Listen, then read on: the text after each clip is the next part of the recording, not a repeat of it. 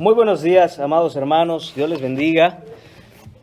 Les invito a abrir sus Biblias en esta mañana, de nuevo en Marcos. Seguimos con nuestra serie del Evangelio de Marcos. Estaremos en esta mañana en la predicación titulada "Y Elías". Esto es Marcos capítulo 9, versículos del 9 al 13. Dice así la palabra inspirada de Dios. Y descendiendo ellos del monte, les mandó que a nadie dijesen lo que habían visto, sino cuando el Hijo del Hombre hubiese resucitado de los muertos. Y guardaron la palabra entre sí, discutiendo qué sería aquello de resucitar de los muertos. Y le preguntaron diciendo: ¿por qué dicen los escribas que es necesario que Elías venga primero? Respondiendo él les dijo: Elías a la verdad vendrá primero y restaurará todas las cosas.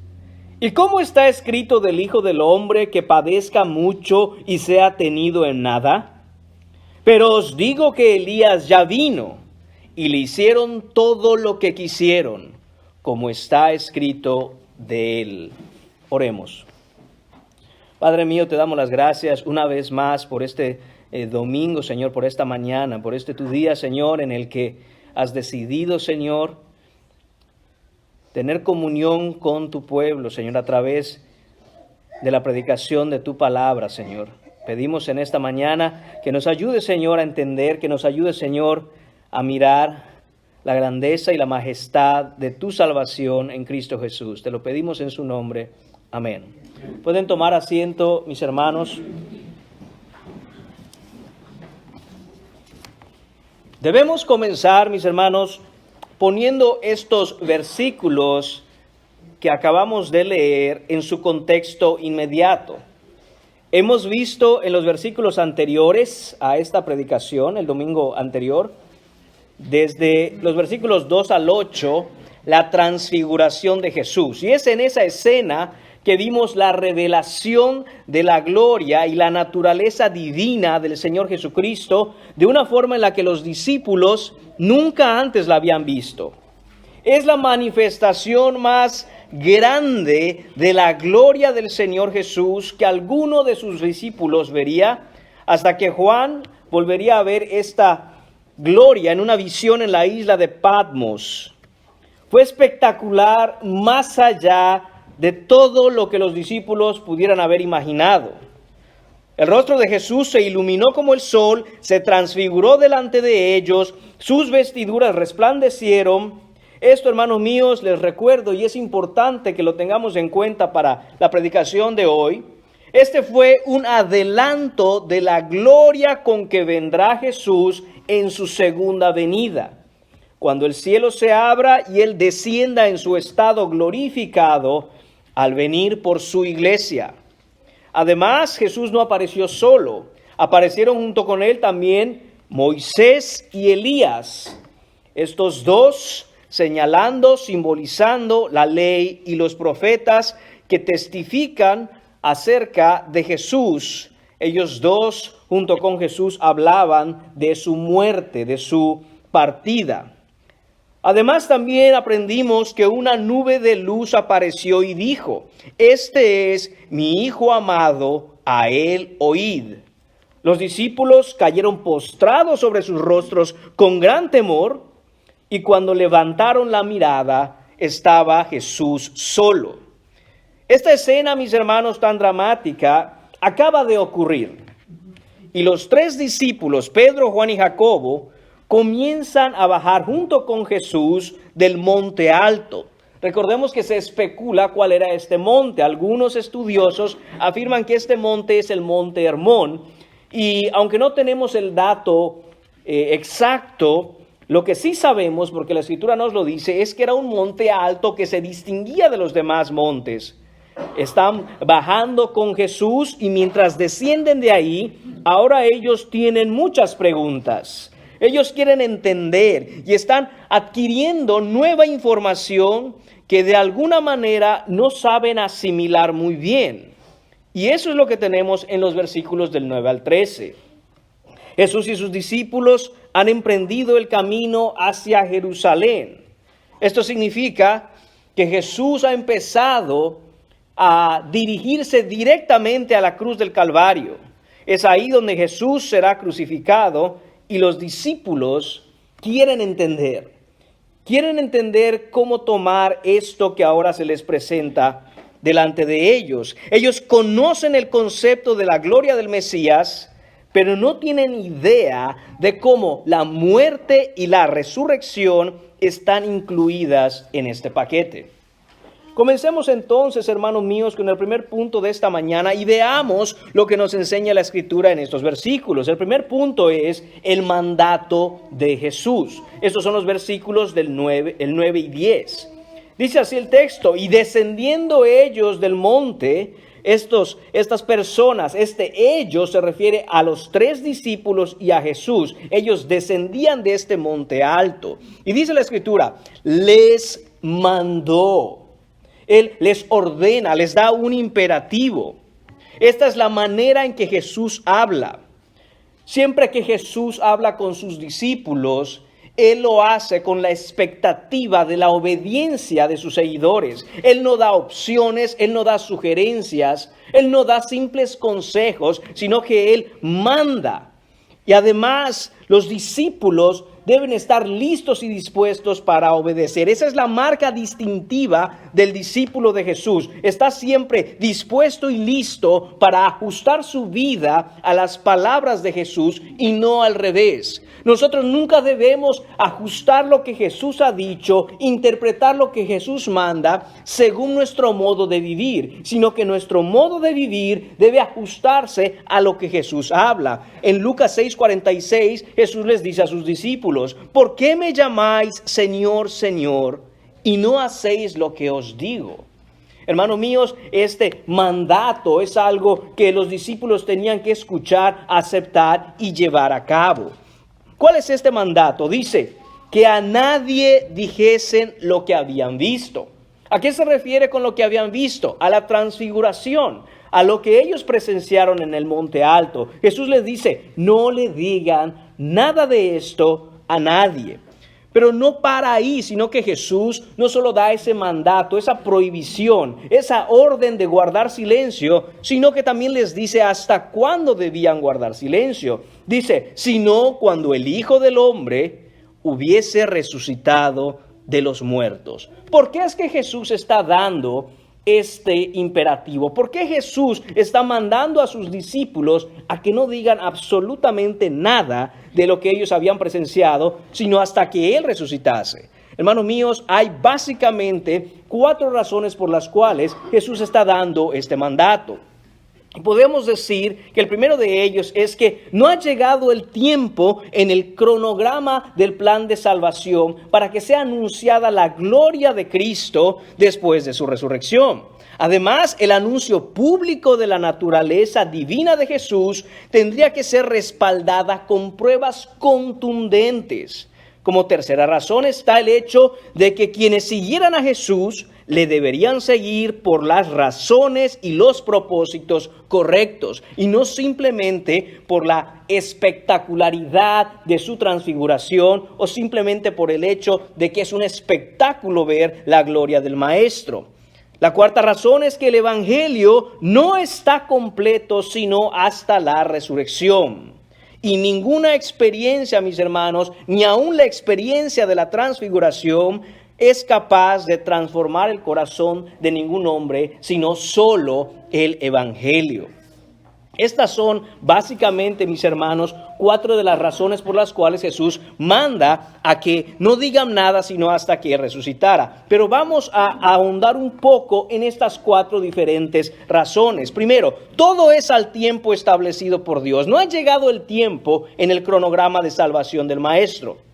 Nos gustaría, hermanos míos, que las cosas fueran a nuestro tiempo, cuando nosotros pensamos que más las necesitamos. Nos gustaría muchas veces que las cosas sucedieran en el tiempo que nosotros queremos, pero la realidad es que el Señor, en su omnisciente sabiduría, está en total control de cada segundo de nuestra vida, en la vida de su creación y por supuesto en el plan de salvación. Todo va a ser al tiempo del Señor como Él ha decretado. Usted puede pensar en su vida misma, hermano mío, hermana mía, y ver algunas cosas que les gustaría que fueran diferentes ya, que cambiaran ya, que fueran de una manera en que usted piensa, o a veces pensamos que es lo mejor para nosotros, pero nunca dude que Jesús, cuando nosotros seguimos al Maestro, Él está en control y los tiempos del Señor, lo que Él ha determinado desde la eternidad pasada, en el tiempo en que ocurrirá, es lo mejor. Además, el anuncio público de la naturaleza divina de Jesús, repito, tendría que ser respaldado con pruebas contundentes.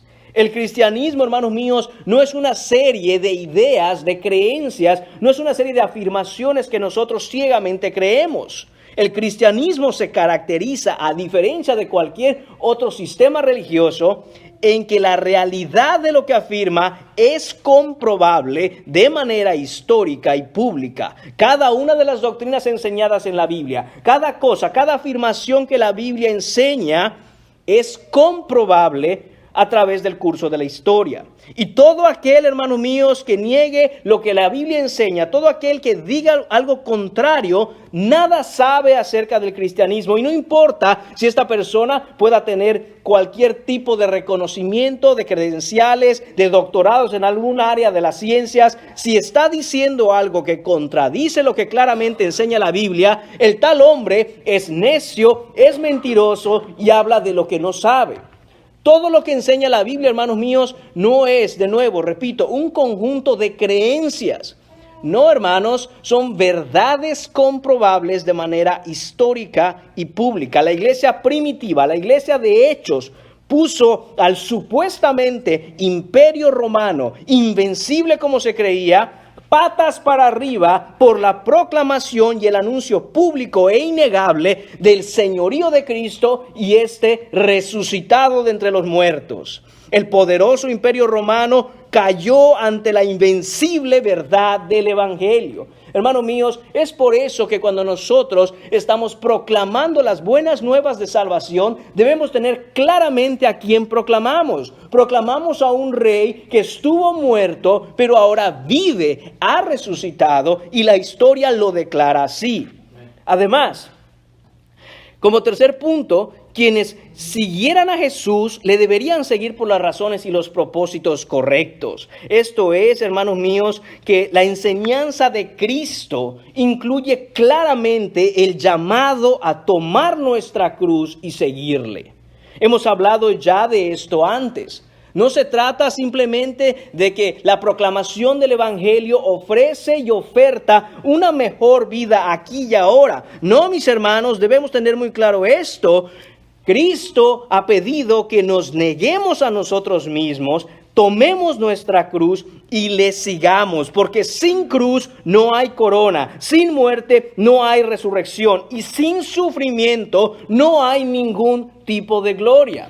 Nosotros estamos, hermanos míos, acostumbrados tristemente en la modernidad de nuestro tiempo a querer únicamente los beneficios de la salvación, pero no estamos dispuestos a mover un dedo para tomar nuestra cruz y seguir a Jesús. Y eso, hermanos míos, debe cambiar entre el pueblo de Dios. Debemos tener claro el hecho de que Jesús nos manda, nos llama, nos exhorta y nos anima a seguirle a Él tomando nuestra cruz. Hay muchos versículos en la Biblia, hermanos míos, que claramente nos muestran que el camino a la salvación no es un camino que está conformado por rosas. Muy por el contrario, nosotros podemos ver en la Biblia versículos que nos hablan de que aquel que quiera seguir a Jesús en este mundo ciertamente recibirá persecución. Mire, por ejemplo, Hechos 14. En Hechos 14, hermanos míos, los versículos 21 y 22 dicen: y después de anunciar el evangelio a aquella ciudad y de hacer muchos discípulos, volvieron a Listra, a Iconio y Antioquía. Este es Pablo. Pablo está en estas ciudades junto con Bernabé. ¿Y qué es lo que sucede?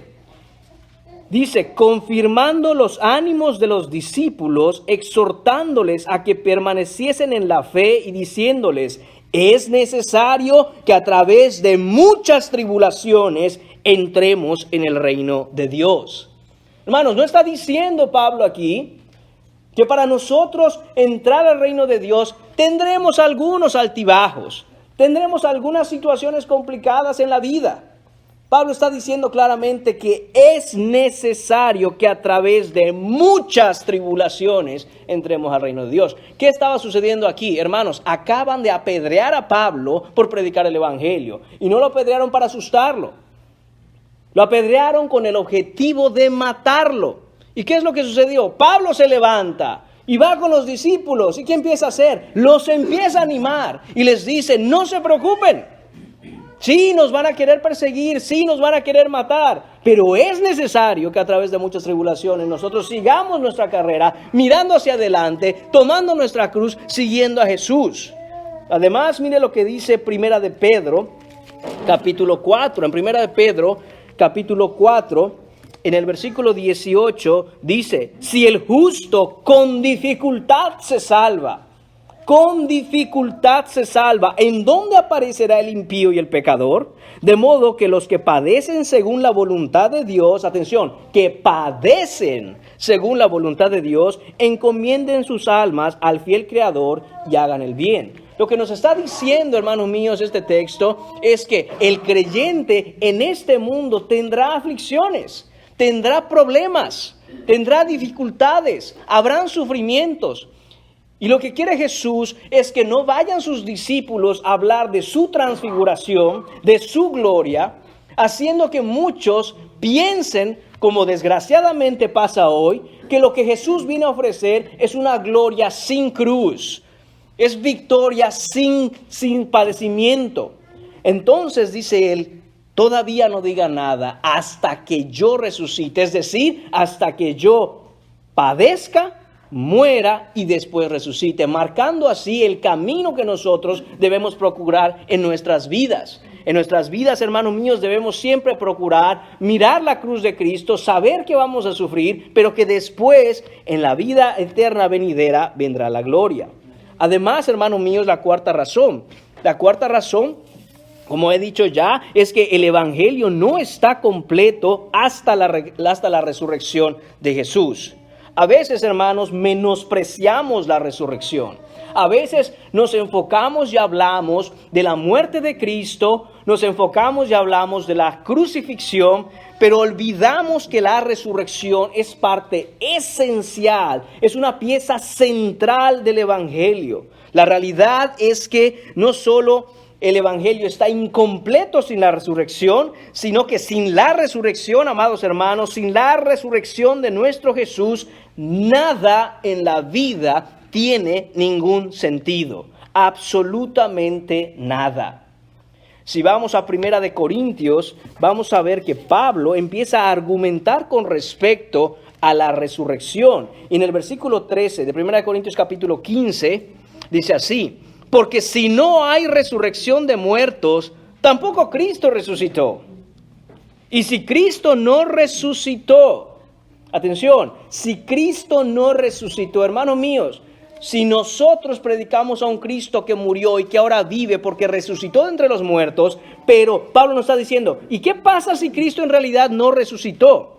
Dice, vana es entonces nuestra predicación, vana es también nuestra fe, y somos hallados falsos testigos de Dios, porque hemos testificado de Dios que Él resucitó a Cristo, al cual no resucitó si en verdad los muertos no resucitan.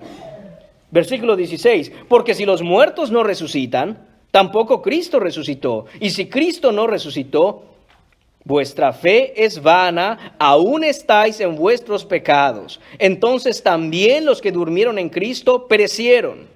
Si en esta vida solamente esperamos en Cristo, somos los más dignos de conmiseración de todos los hombres. Y dice Pablo ahora, todo esto es si Cristo no resucitó. Pero dice Pablo en versículo 20, mas ahora Cristo ha resucitado de los muertos, primicias de los que durmieron son hechos. Hermanos míos, si Cristo no resucitó y entonces no hay perdón para nuestros pecados, ¿qué importa cómo le vaya en la vida? Usted sigue estando bajo condenación y no importa cuánto pueda disfrutar en el corto tiempo que usted tenga en este mundo, después de esto vendrá la condenación.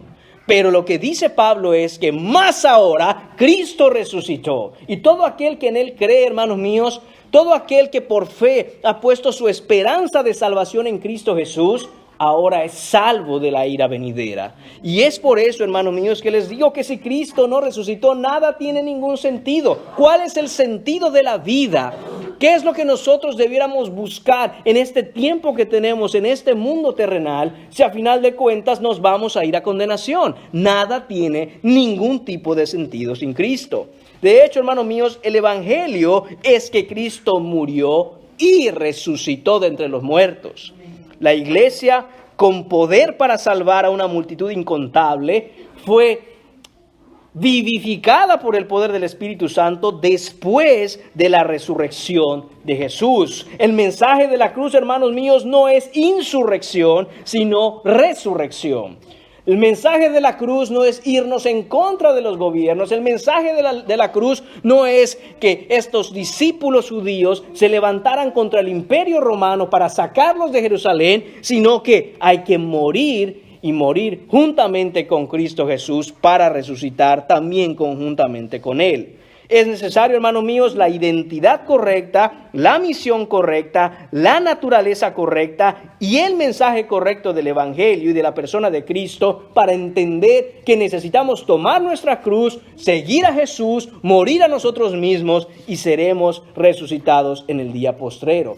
Esto, hermanos míos, es la razón o son las 4 razones por las cuales Jesús les está pidiendo a sus discípulos, todavía no digan nada. En otras palabras, no prediquen un evangelio incompleto, no prediquen un evangelio inexacto, no prediquen otro evangelio. Y esto, hermanos míos, hace eco de lo dicho por Pablo en Gálatas capítulo 1, cuando él escribiéndole a los Gálatas les dice: estoy fascinado de qué tan rápido se han ido tras de otro evangelio. Y hermanos, nosotros debemos tener muy en cuenta y muy claro lo que es el evangelio bíblico e histórico que proclama la Escritura. Porque hoy en día se han levantado muchos falsos maestros y muchos falsos profetas prometiendo una gloria sin cruz, prometiendo que en este mundo tendrás tu mejor vida ahora. La única manera, hermanos míos, de tener nuestra mejor vida ahora es si después de esta vida acabas en el infierno. Esa es la única manera. Así que mucho cuidado con todos aquellos que les ofrezcan beneficios, que les ofrezcan bienestar, que les ofrezcan en este mundo temporal las cosas que solo Cristo puede dar en la eternidad. Y esta razón, hermanos míos, es la que quiere Jesús que tengan sus discípulos muy en cuenta. Dice el versículo 10, y guardaron la palabra entre sí. Al menos los discípulos obedecieron. En esta ocasión, después de la transfiguración, los discípulos obedecen al maestro y no hablan de esto con nadie. Sin embargo, dice el texto, guardaron la palabra entre sí, discutiendo qué sería aquello de resucitar de los muertos. No querían hablar porque habían escuchado de Jesús que no debían comunicar nada acerca de la transfiguración. Sin embargo, entre ellos sí había una discusión, había algo que estaban hablando. ¿Y qué es esto? ¿Qué sería aquello de resucitar de los muertos? Vemos aquí, hermano mío, la dificultad de los discípulos para asimilar esta gran verdad tan fuera de los límites de lo natural, tan ajena a lo que es normal. ¿Qué es resucitar? Resucitar es algo muy sencillo de entender. Es morir y volver a la vida. No tenían problema entendiendo eso. Ellos estaban familiarizados con el concepto de la resurrección porque son judíos. Y esto es lo que se enseñaba. De hecho, si nosotros vemos en Juan capítulo 11, versículos 23 y 24, Lázaro estaba muerto. Marta y María habían ido a ver a Jesús para decirles acerca de su hermano Lázaro. Y Jesús le dice, tu hermano resucitará. Tu hermano resucitará. Marta le dijo, yo sé que resucitará en la resurrección en el día postrero. Entonces Marta tenía conocimiento de esto. Sí, Señor, yo sé que mi hermano un día resucitará en el día postrero. Los judíos tenían clara esa enseñanza. Pero vemos cómo aquí Jesús le dice en el versículo 25, yo soy la resurrección y la vida. El que cree en mí, aunque esté muerto, vivirá. Y todo aquel que vive y cree en mí, no morirá eternamente. ¿Crees esto? Jesús está hablando aquí de otro tipo de resurrección. Jesús está hablando aquí no de la resurrección en el sentido en que los judíos y el Antiguo Testamento enseñaban que en el día postrero habrá una resurrección, cosa que es cierto. Pero Jesús está hablando aquí de un tipo diferente de resurrección, y esto es, hermanos míos, con lo que estos 3 discípulos tenían un grave problema. La discusión real se centra no en la resurrección postrera al final de los tiempos, sino en la resurrección de Jesús. Esto les confunde. No saben qué hacer con esto. Esto no está dentro de sus expectativas. Porque para que haya una resurrección de Cristo, tiene que haber primero la muerte del Mesías. Y esto es con lo que ellos están luchando y batallando. Esto es lo que ellos tratan de entender. Además, hermanos míos, ellos están confundidos pensando que esta resurrección ocurrirá pronto. Los discípulos están pensando en que todo esto ocurrirá no solo pronto, pero también ocurrirá rápido. Jesús va a morir, va a resucitar y después vendrá la gloria rápidamente, inmediatamente. Lo que ellos están tratando de hacer, hermanos, es acomodar esta pieza del gran rompecabezas de tal manera que encaje en lo que ellos piensan que será la venida del reino y la gloria futura. Estos discípulos, hermanos míos, están tratando de entender qué es lo que ocurrirá ahora. Están de regreso a Jerusalén, les recuerdo, y Jesús va a morir. ¿Qué es lo que ocurrirá ahora? ¿Cuándo vendrá el reino? ¿Por qué tiene que morir Jesús? Ahí está la lucha que tienen ellos para entender esto. Ahí está, hermanos míos, qué es lo que ellos estaban en su mente tratando de entender. Pero no preguntaron nada acerca de esto. Qué interesante. No preguntaron absolutamente nada a Jesús con respecto a la resurrección. Pareciera que desde que Jesús dijo que va a morir y resucitará, los discípulos tienen de alguna manera un oído muy selectivo. Es decir, solo escuchan lo que les gusta escuchar o les interesa, pero no escuchan aquello que no quieren escuchar.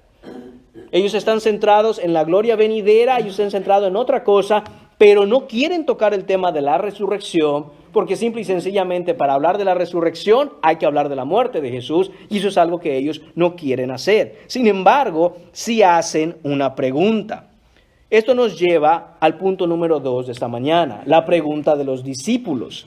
Eso está en el versículo 11. Y le preguntaron diciendo, estos discípulos están dirigiéndose a Jesús y en esta conversación, esta discusión, esto que ellos estaban hablando, deciden preguntarle al maestro algo. Y le preguntan lo siguiente: ¿por qué dicen los escribas que es necesario que Elías venga primero? ¿Por qué dicen los escribas? ¿Por qué dicen los expertos en la ley, los maestros del Antiguo Testamento? ¿Por qué dicen esto acerca de Elías? ¿Por qué es necesario que Elías venga primero antes de que venga el reino de Dios con poder? Los escribas, hermanos míos, enseñaban esto porque esto está escrito en el Antiguo Testamento. Y aunque hemos visto que muchas veces los escribas, los fariseos, los saduceos, los maestros de la ley enseñaban muchas cosas que quizá estaban de una manera inexacta, basándose en sus propias conclusiones, no este es el caso. Ellos estaban parafraseando, ellos estaban repitiendo lo que está escrito en Malaquías. Vayamos un momento, hermanos míos, a Malaquías. Le invito a que vaya a Malaquías capítulo 3. Y en Malaquías capítulo 3 Dice el versículo 1. Este es Dios hablando a través de Malaquías. He aquí yo envío mi mensajero, el cual preparará el camino delante de mí, y vendrá súbitamente a su templo el Señor, a quien vosotros buscáis, y el ángel del pacto, a quien deseáis vosotros. He aquí viene, ha dicho Jehová de los ejércitos. Esta idea, mis hermanos, de Malaquías capítulo 3, versículo 1, es el hecho de que en el cercano oriente, siempre antes de la llegada del rey, mandaban un precursor, un heraldo, alguien que preparara el camino del rey que vendría. Es lo mismo que nos explica también Isaías capítulo 40. En Isaías capítulo 40, el versículo 3 dice: voz que clama en el desierto, preparad camino a Jehová, enderezad calzada en la soledad a nuestro Dios. Todo valle sea alzado, y bájese todo monte y collado, y lo torcido se enderece, y lo áspero se allane, y se manifestará la gloria de Jehová, y toda carne juntamente la verá, porque la boca de Jehová ha hablado. Ahora, ¿quién era este precursor del que habla Malaquías? ¿Quién es este precursor del que habla Isaías? Si regresamos a Malaquías, hermanos míos, en el capítulo 4 es identificado aquel que iba a ser el precursor o heraldo del Mesías antes de su venida en gloria. En el capítulo 4, versículos 5 y 6, es así como cierra el Antiguo Testamento el Señor. He aquí, yo os envío el profeta Elías, antes que venga el día de Jehová grande y terrible. Él hará volver el corazón de los padres hacia los hijos y el corazón de los hijos hacia los padres, no sea que yo venga y hiera la tierra con maldición. Aquí, hermano mío, se identifica claramente quién sería ese heraldo, quién sería ese precursor. Es por eso que los discípulos se están preguntando: ¿por qué dicen los escribas esto? Pedro ha aprendido la lección. Y antes de ir y acusar a su maestro, reprender a su maestro, decirle a su maestro, de ninguna manera se acontezca esto, ahora él toma otra manera de tocar el tema. Y entonces mejor hace una pregunta. En vez de decirle a Jesús: a ver, Jesús, las cosas no me cuadran. No me cuadra que tú seas el Mesías, y sabemos que lo eres, pero que al mismo tiempo no ha llegado Elías, y si ha llegado, ¿dónde ha llegado? Pero Pedro no le dice eso directamente, sino que le dice: a ver, maestro, ¿por qué dicen los escribas que es necesario que Elías venga primero? Hermanos míos, antes del día del Señor grande y terrible del que nos cuenta Malaquías, esto es, antes del juicio final de los impíos, vendrá ciertamente Elías y predicará el mensaje de arrepentimiento, de tal manera que los últimos llamados, los últimos escogidos antes de la fundación del mundo, creerán y escaparán del juicio, creerán en el Señor Jesús. Este mensajero, este heraldo, es el que restaurará el corazón de quienes han sido elegidos para salvación por la predicación del Evangelio de Cristo, y los traerá a la fe en el único Dios viviente, Jesucristo. Este es Elías. Ellos están esperando ver a Elías. Si todo esto es verdad, estos discípulos quieren saber dónde está Elías. Si Jesús es el Mesías, y déjeme mejor decir eso de una manera más exacta, ya que Jesús es el Mesías, ¿dónde está Elías? Ese es el punto que quieren los discípulos entender. Si todo esto es verdad, si todo como ha apuntado Jesús y nos ha mostrado su misma gloria es la verdad, y el reino de Dios será instaurado con poder, y Él vendrá para redimir todas las cosas, ¿dónde está Elías? Porque la Escritura dice que Elías tiene que venir primero. Ellos están esperando a este Elías. Los discípulos están tratando de llenar, hermanos míos, en su mente los espacios en blanco en su escatología. Si usted no ha escuchado antes la palabra escatología es la rama de la teología que intenta explicar, que estudia, que nos deja saber cómo será el final de los tiempos. La historia humana llegará a su fin, mis hermanos. Pero ¿cómo será? El Señor nos ha dejado cierta información. no nos lo ha dicho todo, nos ha dicho nada más lo que necesitamos saber, y estos discípulos están intentando entender en términos escatológicos qué es lo que va a pasar al final.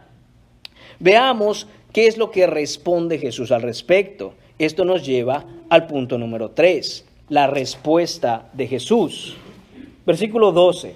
Respondiendo él, les dijo: Elías a la verdad vendrá primero y restaurará todas las cosas.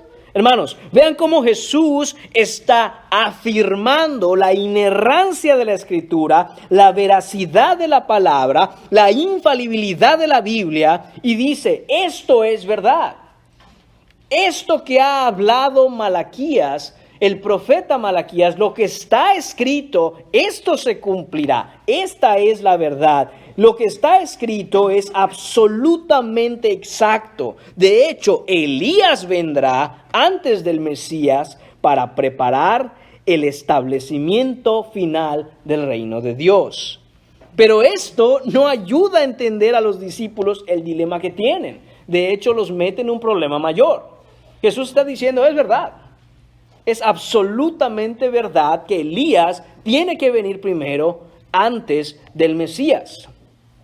Entonces, lo que hace Jesús aquí es ayudarlos un poco, respondiendo su pregunta con otra pregunta. Dice el Señor, ¿y cómo está escrito del Hijo del Hombre que padezca mucho y sea tenido en nada? Hermanos míos, estos hombres saben que la Escritura no miente, estos hombres saben que Jesús no miente, ellos saben que el problema está en que no están entendiendo las cosas como debieran entenderlas. Y esto, mis hermanos, debe a nosotros enseñarnos algo muy claro, que cada vez que encontramos algún tipo de aparente contradicción en la Escritura, cuando los eruditos, cuando la gente académica que se encarga de estudiar la palabra, sobre todo aquellos que han surgido en los últimos tiempos de manera que tienen un pensamiento muy liberal y atacan la Biblia, tenemos que tener claro esto. El problema no está en la Biblia. El problema no está en lo que está escrito. El problema está en el hecho de que la mente finita del hombre, de hombres pecadores como somos, muchas veces está centrada y está enfocada en cosas que no debieran ser. Y por lo tanto, el problema está en cómo se está entendiendo la Escritura y no en la Escritura misma. Esto lo saben ellos, pero aún así, mis hermanos, pareciera que Jesús con esta pregunta lo que nos está diciendo es que no es tanto el hecho de qué respuestas se dan, sino de qué clase de preguntas se elaboran. Lo que los discípulos están enfrentando aquí, hermanos míos, es una enseñanza bastante difícil, porque Jesús de nuevo les responde con esta pregunta y les está diciendo, deben hacer las preguntas correctas si quieren tener el entendimiento correcto. Jesús básicamente está diciendo, enfoquémonos en mi muerte, mi sufrimiento y mi resurrección. Aquello que ustedes han querido evitar entender es lo que les va a ayudar a entender qué pasa con Elías. Los discípulos quieren ir directamente a atender otro asunto. Jesús los trae de vuelta al tema central, a la parte importante. Enfoquémonos en el sufrimiento del Hijo del Hombre.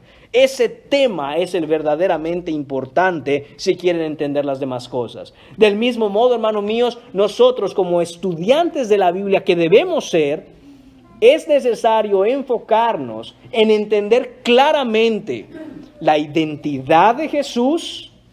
Tenemos que entender claramente la misión de Jesús, la naturaleza de Jesús y cuál es el plan de salvación que Jesús ha tenido y que ha venido a llevar a cabo. Todo lo demás debe girar en torno al Evangelio.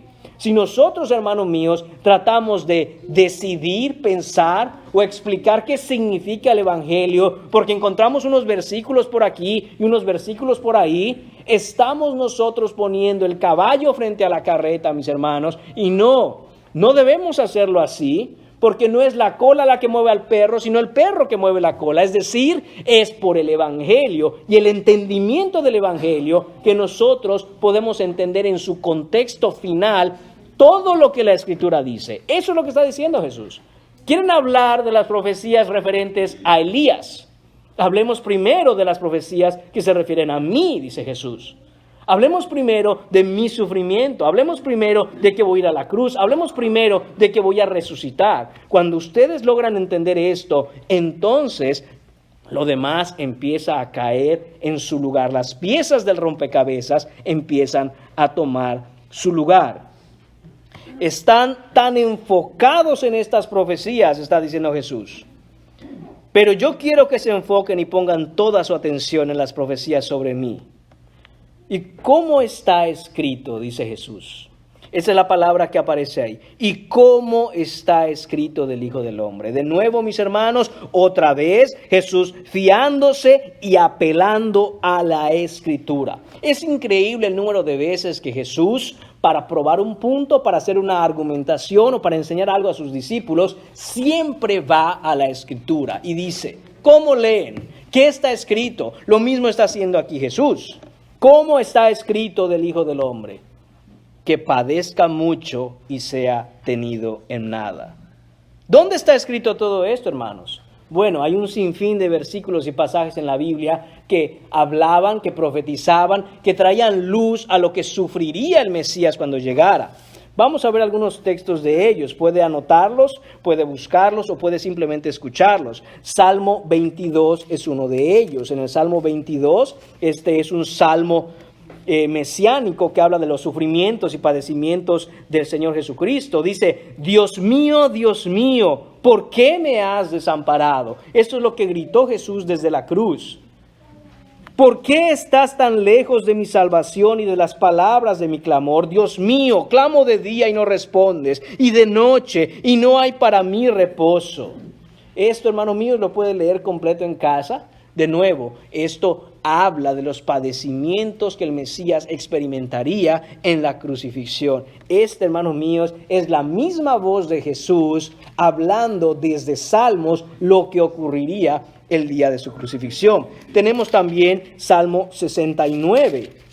En el Salmo 69 podemos ver que dice, sálvame, oh Dios, porque las aguas han entrado hasta el alma. Estoy hundido en cieno profundo, donde no puedo hacer pie. He venido a abismos de aguas y la corriente me ha anegado. Cansado estoy de llamar, mi garganta se ha enronquecido, han desfallecido mis ojos esperando mi Dios. Se han aumentado más que los cabellos de mi cabeza los que me aborrecen sin causa. Se han hecho poderosos mis enemigos, los que me destruyen sin tener por qué. ¿Y he de pagar lo que no robé? Aquí de nuevo, hermanos míos, el Señor está hablando desde Salmos acerca de lo que el Mesías sufriría. Él pagó sin haber hecho ninguna transgresión.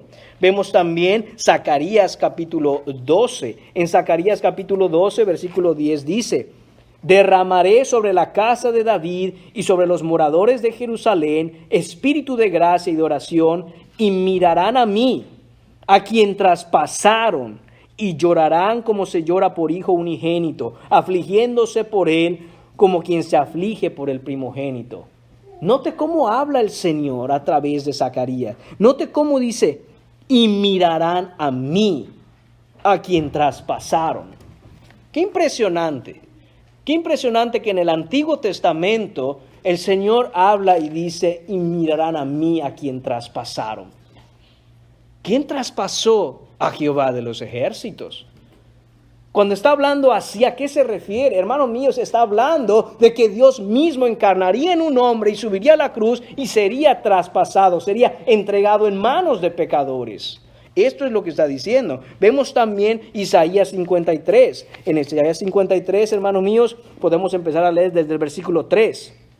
Despreciado y desechado entre los hombres, varón de dolores, experimentado en quebranto, y como que escondimos de él el rostro, fue menospreciado y no lo estimamos. Ciertamente llevó él nuestras enfermedades y sufrió nuestros dolores, y nosotros le tuvimos por azotado, por herido de Dios y abatido. Mas él herido fue por nuestras rebeliones, molido por nuestros pecados. El castigo de nuestra paz fue sobre él, y por su llaga fuimos nosotros curados. Todos nosotros nos descarriamos como ovejas, cada cual se apartó por su camino. Mas Jehová cargó en él el pecado de todos nosotros. Angustiado él y afligido, no abrió su boca. Como cordero fue llevado al matadero, y como oveja delante de sus trasquiladores, enmudeció y no abrió su boca. De nuevo, hermanos míos, Isaías 53 nos habla de los padecimientos, de los sufrimientos y de la muerte que experimentaría el Mesías. Todo esto, hermanos míos, es lo que está trayendo el Señor, lo que está trayendo Jesús delante de sus discípulos que quieren hablar de Elías. Ellos quieren saber, ¿y qué pasa con Elías? Y dice el Señor, mejor hablemos de qué va a pasar conmigo. Mejor hablemos y entendamos cómo es que yo voy a pagar por los pecados del mundo. ¿Cómo yo voy a pagar la redención de pecadores que han violado los mandamientos del Señor? La pregunta que hacen los discípulos, hermanos míos, es ¿cómo es que eres el Mesías si no hemos visto a Elías? Es decir, lo vieron en la transfiguración, pero no ha llegado Elías a la manera en que debería llegar, como Malaquías dice, pero Jesús les está diciendo, mejor les hago una mejor pregunta. ¿Cómo es que puedo ser el Mesías si no muero en lugar de ustedes y resucito de entre los muertos? Esa es la verdadera pregunta. ¿Qué más nos dice el Señor? Continúa él y dice algo muy interesante, porque dice, ¿cómo está escrito del Hijo del Hombre que padezca mucho y sea tenido en nada? Esa es la pregunta que les hace. Y posteriormente en el versículo 13 dice, pero os digo algo, les digo que Elías ya vino y le hicieron todo lo que quisieron, como está escrito de él. Y ahí para de hablar el Señor. Esto debió dejar, hermanos míos, desconcertados a los discípulos, los debió dejar más confundidos de lo que ya estaban. ¿Cómo que Elías ya vino? ¿Cómo que Elías ya vino? Jesús dice en el versículo 12, Elías a la verdad vendrá primero. Y ahora en el versículo 13 les dice, muchachos, Elías ya vino. Por fin, maestro, ¿vendrá o vino? Hermanos míos, Jesús se está refiriendo aquí en el versículo 13 a Juan el Bautista. Lo sabemos porque eso es lo que nos narra Mateo. Cuando leemos Mateo, la misma escena que estamos viendo aquí en Marcos, en Mateo capítulo 17, versículos 12 y 13, dice, mas os digo que Elías ya vino y no le conocieron, sino que hicieron con él todo lo que quisieron. Así también el Hijo del Hombre padecerá de ellos. Versículo 13. Entonces los discípulos comprendieron que les había hablado de Juan el Bautista. Ellos empezaron a entender, entonces es Juan el Bautista el que ha venido. Hubo sorprendentes similitudes, hermanos míos, entre Juan el Bautista y Elías, incluida su apariencia física. Si usted recuerda, cuando empezamos la predicación de este evangelio, en el capítulo 1, en los primeros versículos, sabemos que Elías vestía pelo de camello, igual que Elías. Él apareció a las orillas del Jordán, así como cuando Elías fue arrebatado por un torbellino de fuego y fue llevado por el Señor. Entonces, estas similitudes nos dejan entender y nos dejan saber, como mismo Jesús nos dice, que este Elías que ya vino es realmente Juan el Bautista. Pero ¿fue Juan el Bautista, hermanos, literalmente Elías? La respuesta es que no. Juan no es la reencarnación de Elías. Eso es no lo que enseña la Escritura. La Escritura no enseña ningún tipo de reencarnación. Eso no existe. Eso son ideas que vienen del lejano oriente. Son ideas paganas que nada tienen que ver con la verdad. No existe tal cosa. En Juan capítulo 1, versículo 21, los dirigentes judíos le preguntaron directamente a Juan si él era el Elías. Y Juan respondió que no. Él dijo, no, yo no soy Elías. Entonces, ¿por qué Jesús dice que Juan el Bautista es Elías, pero cuando se le preguntó a Juan, él dijo, no, yo no soy Elías. Hermanos míos, es por el sentido en que le preguntaron a Juan. Los dirigentes judíos estaban identificando a Juan como el posible Elías y tenían en mente que este era el profeta Elías reencarnado, vuelto a nacer. Y es por eso que Juan el Bautista dice, no se confundan, yo no soy Elías. No así, no en ese sentido. No es así como se entiende el tema de que Juan el Bautista es Elías.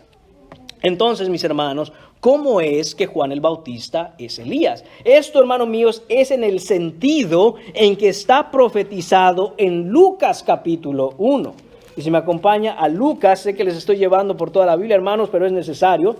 Si nosotros nos vamos a Lucas capítulo 1, a partir del versículo 8, leemos cómo el ángel Gabriel se aparece al padre de Juan el Bautista, Zacarías. Dice, aconteció, en el versículo 8, aconteció que ejerciendo Zacarías el sacerdocio delante de Dios según el orden de su clase, conforme a la costumbre del sacerdocio, le tocó en suerte ofrecer el incienso entrando en el santuario del Señor.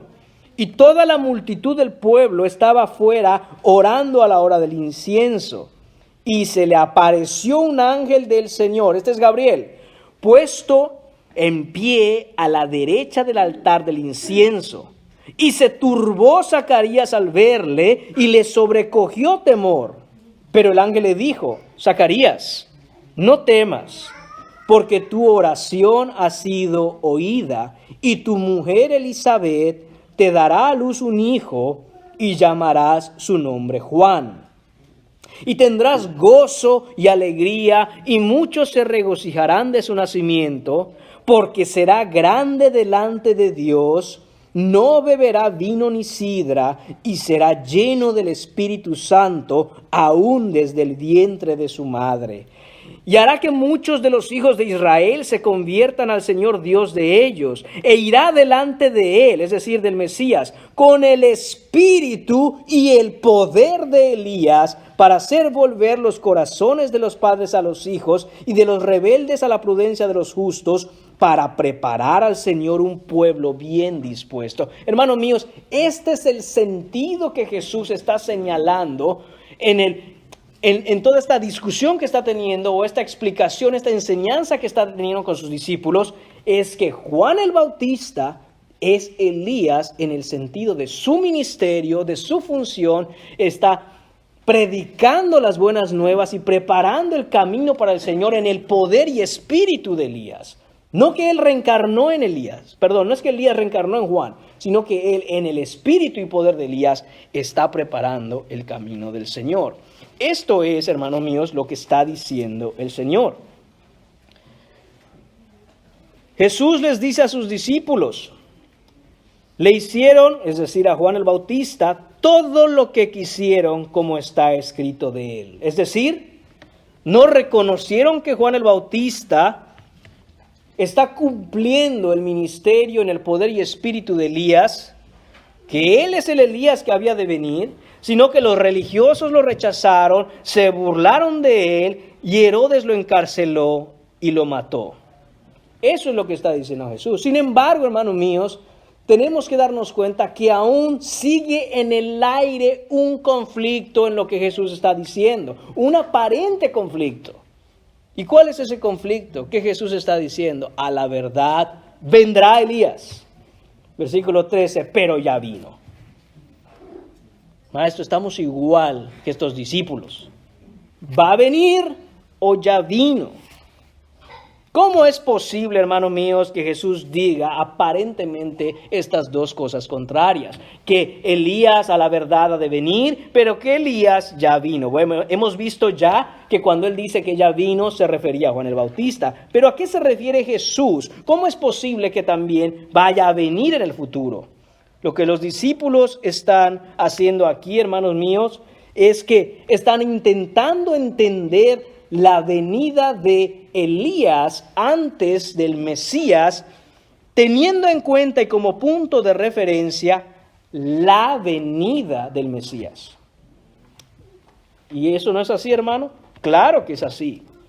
Pero escúcheme lo que le estoy diciendo. Ellos están tomando como punto de referencia la venida del Mesías. Están tratando de ajustar la llegada de Elías tomando como punto de referencia la venida de Cristo. Pero hay algo que han pasado por alto los discípulos y que ellos no saben.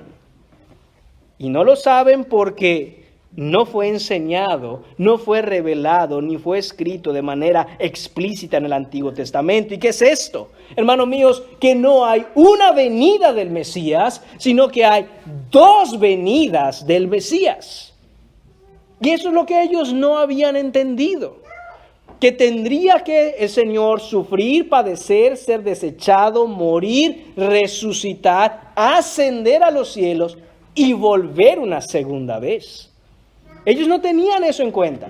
Ellos estaban pensando, hay una venida, y antes de esta venida tiene que estar Elías. ¿Y dónde está Elías? Y dice el Señor, ya vino, es Juan el Bautista. Entonces ya viene el reino. No, a la verdad tiene que venir Elías. Pero Señor, ¿cómo es? ¿Cómo es así? Oh, es que hay una segunda venida del Mesías. Y esto, hermanos míos, es lo que cambia todo. Juan el Bautista es el Elías, es quien vino en el poder y espíritu de Elías la primera venida. En la primera venida fue Juan el Bautista quien preparó el camino para el Señor cuando vino como un siervo, cuando vino como un cordero, cuando vino encarnado en un bebé que creció y fue un carpintero que ofreció salvación y gracia a todo aquel que en él cree. Pero va a venir de nuevo, hermanos míos, una segunda vez. La verdad es que vendrá Elías antes de la segunda venida de nuestro Señor Jesucristo, como nos lo dice Apocalipsis capítulo 11, versículos 3 y 6. Si quiere acompañarme a Apocalipsis capítulo 11, dice el versículo 3. Hermanos míos, este capítulo de Apocalipsis se está describiendo en medio de la gran tribulación antes del día terrible del Señor con que vendrá con juicio para juzgar a las naciones. Y dice el versículo 3, y daré a mis 2 testigos que profeticen por 1270 días vestidos de cilicio. Estos 2 testigos son los 2 olivos y los 2 candeleros que están en pie delante del Dios de la tierra. Si alguno quiere dañarlos, sale fuego de la boca de ellos y devora a sus enemigos. Y si alguno quiere hacerles daño, debe morir él de la misma manera. Estos tienen poder para cerrar el cielo a fin de que no llueva en los días de su profecía, y tienen poder sobre las aguas para convertirlas en sangre y para herir la tierra con toda plaga cuantas veces quieran. Hermanos míos, el Señor nos dice en Apocalipsis que antes de su segunda venida, cuando se esté llevando a cabo la gran tribulación, surgirán estos 2 testigos. Uno de ellos es Elías y el otro es Moisés. ¿Cómo sabemos que uno de ellos es Elías y el otro es Moisés? Hermanos míos, hay básicamente 3 diferentes posturas para interpretar este texto. Lo bueno es que de esas 3, 2 están de acuerdo en que uno es Elías, que es el tema que nos importa hoy. Hay una discusión sobre quién es el segundo testigo. Muchos dicen que es Moisés, algunos dicen que es Enoc, y la tercera postura dice, no sabemos. Lo único que sabemos es que van a haber 2 testigos. Hermanos, pero yo estoy, igual que otros estudiosos, en la postura clara de que tienen que ser Elías y Moisés. ¿Por qué razón? Primero que nada, porque recordemos, y es lo que les dije al principio de la predicación, en la transfiguración lo que hizo Jesús es darles un adelanto, un anticipo a los discípulos de su gloria venidera en la segunda venida. ¿Y quiénes aparecieron con él? Elías y Moisés. No solo eso, la descripción de las cosas que hacen estos 2 testigos en la tribulación antes de que venga el final del día del Señor grande y terrible, se ve claramente cómo son características de los ministerios de Elías y Moisés. Dice que ellos van si alguien quiere dañarlos, dice, sale fuego de la boca de ellos y devora a sus enemigos. Esto es un señalamiento, una referencia a lo que hizo Elías cuando oró a Dios y consumió con fuego del cielo el altar que había puesto. Esto se refiere a que ellos podrían orar y pedir al Señor que mande fuego del cielo también. Se ven algunas características asimismo del ministerio de Moisés, como las plagas, como convertir el río en sangre. Pero más que todo eso, hermanos míos, lo que nos dice Zacarías en el capítulo 4 es lo que nos debe dar una confianza de poder decir con cierta seguridad que estos dos testigos son Elías y Moisés. En Zacarías capítulo 4, en el versículo 1, se está hablando de esta visión. Y dice, volvió el ángel, está Zacarías viendo esta visión, volvió el ángel que hablaba conmigo y me despertó, como un hombre que es despertado de su sueño, y me dijo, ¿qué ves?, le dice el ángel. Y respondí, he mirado y he aquí un candelero todo de oro, con un depósito encima, y sus 7 lámparas encima del candelabro, y 7 tubos para las lámparas que están encendidas de él, y junto a él 2 olivos, que es lo que estábamos leyendo en Apocalipsis. Dice 2 olivos, el uno a la derecha del depósito y el otro a su izquierda. Proseguí y hablé diciendo a aquel ángel que hablaba conmigo, ¿qué es esto, Señor mío? Y el ángel que hablaba conmigo respondió y me dijo, ¿no sabes qué es esto? Y dije, no, Señor mío. Continuamos leyendo, voy a saltar unos versículos por cuestiones de tiempo. En el versículo 11 dice, hablé más y le dije, es decir, Zacarías quiere saber. Hablé más y le dije, ¿qué significan estos 2 olivos a la derecha del candelabro y a su izquierda? Hablé aún de nuevo y le dije, ¿qué significan las 2 ramas de olivo que por medio de 2 tubos de oro vierten de sí aceite como oro? Y me respondió diciendo, ¿no sabes qué es esto? Y dije, Señor mío, no. Y él dijo, estos son los 2 ungidos que están delante del Señor de toda la tierra.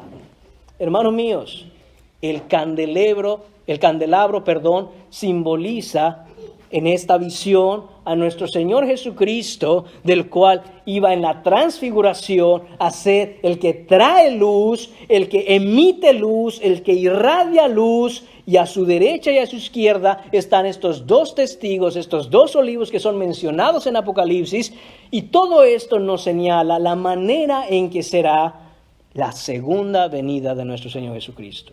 Hermanos míos, hay mucho que hablar a este respecto, pero quiero cerrarlo con esto.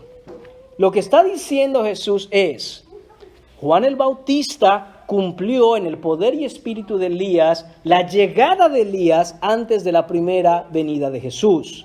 Y asimismo, antes de la segunda llegada de Jesús en el tiempo postrero, antes del día grande y terrible del Señor, regresarán 2 testigos, Elías y Moisés, a proclamar el Evangelio. Y los últimos que han de ser restaurados en su corazón en la fidelidad, en la fe en el Señor, serán libres de la ira de Dios. Y esto es lo que está explicando el Señor.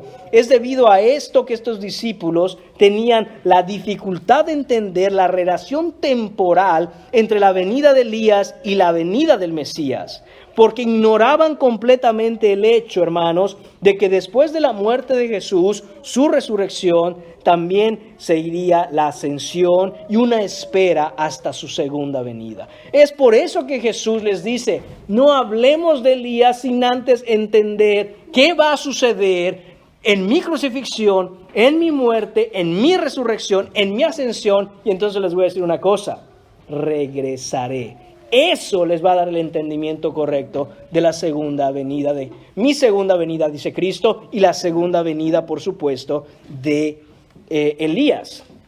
En Hechos capítulo 1, hermanos, los discípulos se quedaron todavía con ganas de ver esto, de verlo pronto.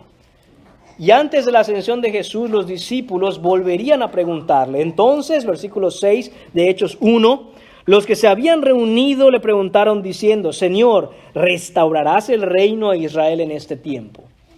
Es decir, veremos ya el establecimiento de tu reino y tu gloria, ya, Señor, ya pronto. ¿Y qué les contesta Jesús? No os toca a vosotros saber los tiempos o las sazones que el Padre puso en su sola potestad. Pero algo muy importante que les dice es esto: ustedes no saben cuándo regresaré. Les basta saber con que volveré. Pero sí les voy a decir qué es lo que tienen que hacer ustedes entre tanto. Versículo 8.